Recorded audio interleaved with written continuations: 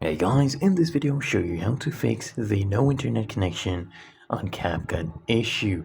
As you can see right here, it's giving me this error message saying no internet connection, connect to the internet and try again.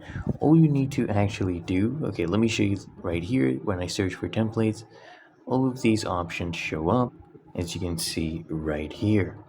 All you actually need to do is just click on the edit section, and as you can see right here, I have done a lot of edits, and you can go ahead and add more projects. I click here on new project.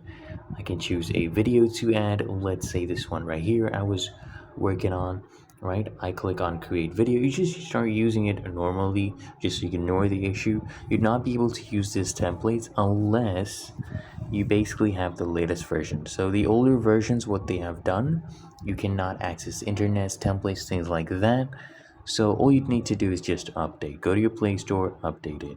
So if you found this video helpful, make sure you smash that like button and subscribe to the channel.